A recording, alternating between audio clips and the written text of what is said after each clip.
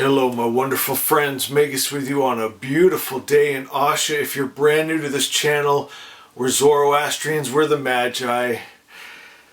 And my friend, I'll tell you what, Spirit told me today in my heart of hearts that there's going to be people watching this today that their soul is crying out to God, who are you? Who am I? What is this world all about? And I felt it's more than just a curiosity. It's like I can't go on with my life if I don't understand this. What is this life all about? Where are you, God? If you're a good God, why does the world look like this? And my friend, I'm going to show you in 14 minutes at the max exactly who God is, who you are, why you're in this life. But I'm going to ask something real quick before I even start this, because I tried to make this video about 3 times, and it's almost overwhelming the amount of responsibility I've been given for this message. I've got almost 1,600 videos on Zoroastrianism. In this one video, you will get everything of the original religion, the original word, Asha, the perfect creator's perfect idea. But I'm going to ask you to stay to the end and hear it all, even when it goes against what you were taught or what you thought. My friends, if what you were taught and what you thought was working, you wouldn't be still searching. So I'm going to probably say some things that go against what you believed, what your parents and grandparents and holy books told you and your priest told you. But I'll tell you what, it's going to resonate in your heart of hearts. You will know that you heard truth, but you must stay to the end. You must hear all of it, even when it may rub you the wrong way. It may knock your spiritual legs out from under you of who you thought God was. But I need you to see this. This world, it's neutral, my friends, and it depends on the energy that you put into your world, the world that you're going to live in.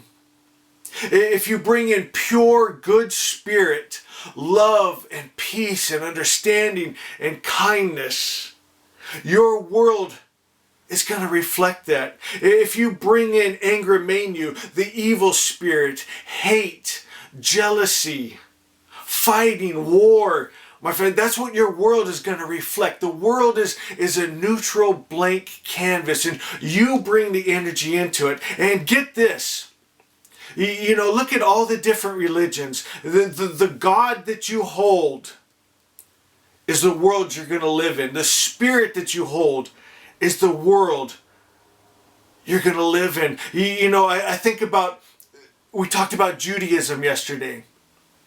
You know, they don't have an idea of a devil. They don't have an idea of a hell. So that changes the way that they create their thought process and their world and the way they interact with it. Right. Their holy book, they call it the good book, a book written by God, right? But their God can love and hate. He can get angry. He can tell soldiers to go in and kill men, women, and children. We talked about Jephthah yesterday. It said a mighty man of honor and valor, that the Jewish people, that they celebrated every year for thousands of years.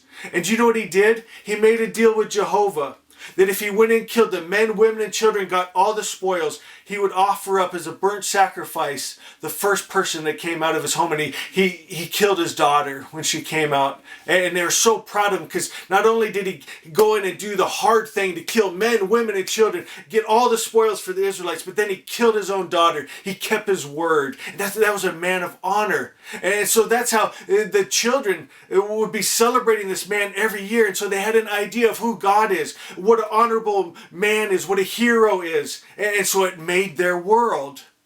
My friends, you can look at it at tribes in Africa. You know, what does one of their gods look like? What is it to be an honorable man in their tribes? A god of the hunt. right?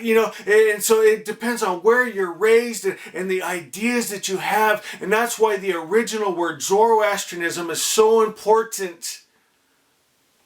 My friends, if you want to follow along, we're going to be in Asha 5. And then we're going to be in the Shikan Gumani Vazar out of the Avesta. And my friends, these texts, it's the original monotheistic religion that the others branched off of. Islam and Christianity and Judaism. This is the original. Look how they changed it. Our God was just pure good. He had no attributes of the evil spirit.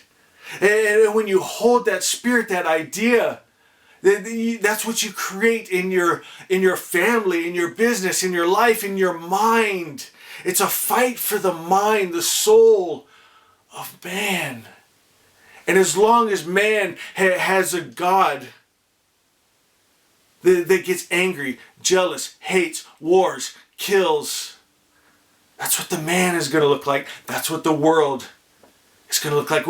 If we want to change the world, we need a new perspective, a true perspective. I got to read this to you guys real quick. This is from Pat and Jolly. Get this. You got to understand this. It says, ignorance is not just the absence of right knowledge. I understand this. Ignorance, the wrong idea of God, the wrong idea of who you are, the wrong idea of what this world is. It's not just the absence of right knowledge. It's an actual type of perception. And you got to understand this. A perception of reality that is opposite of true knowledge. A real mental state that creates a reality. The mental state you hold, what you believe, is a real reality you're going to make and live in.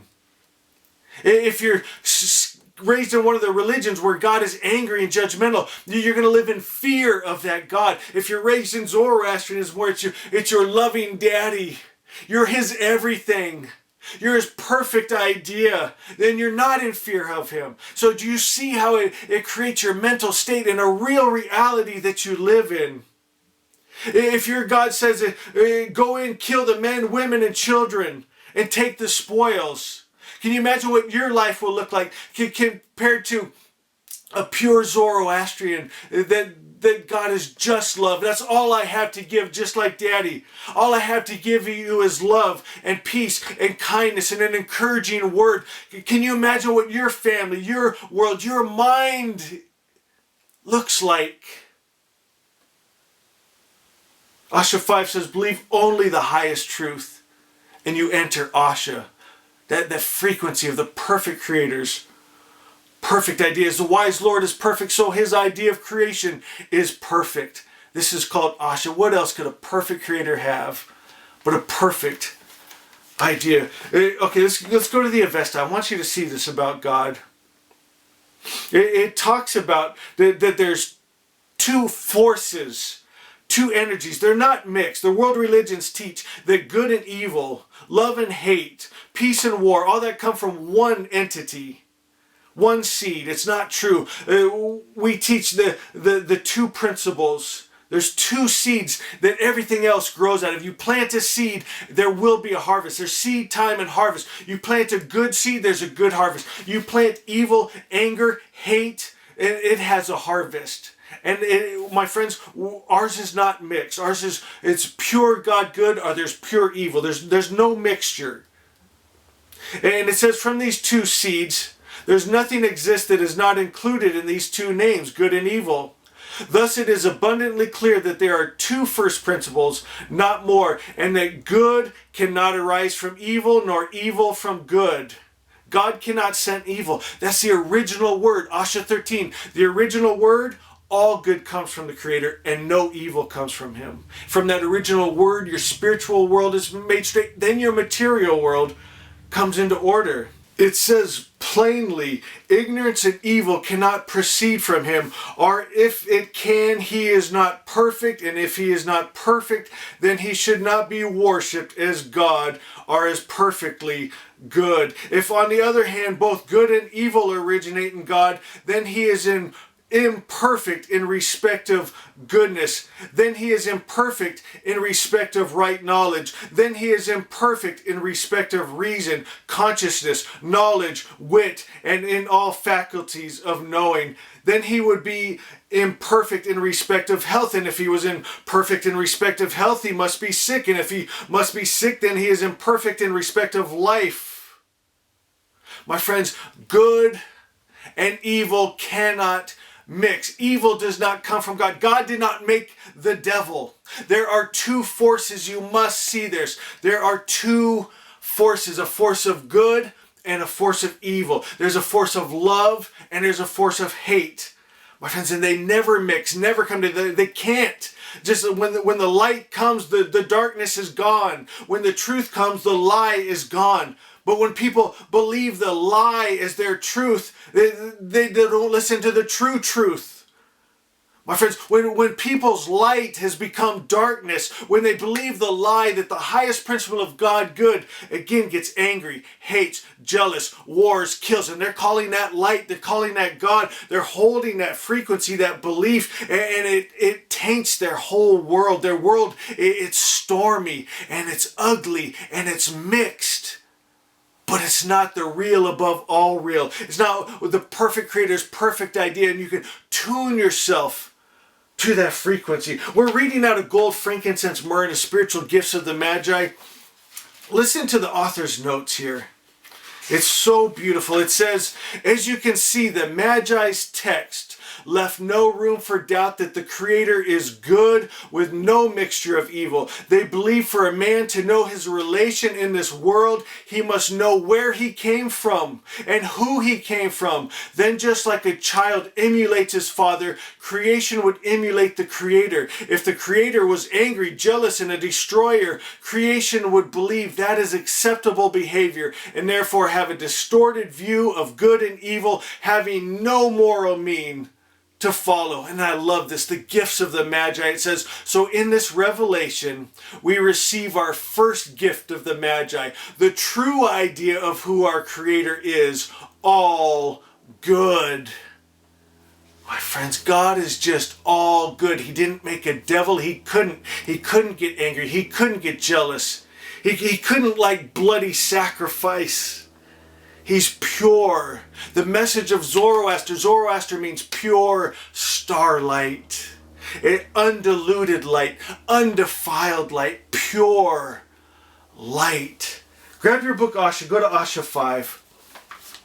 It says, as the wise Lord is perfect, so his idea of creation is perfect. This is called Asha truth. And this idea of truth is the very spirit of God. It's the true vision of God's ideal existence. It's the real above all real, the highest truth, creation in perfect harmony and order where nothing occurs at the expense or harm of another. What else could a perfect creator have but a perfect idea? My friends, restore God's image today as all good. I know, and this goes to many different countries, there's many different ideas of gods and so-called holy books and what the world is and what society is and what you is. But if you go into your heart of hearts and it'll resonate with what I just read to you and what I just told you,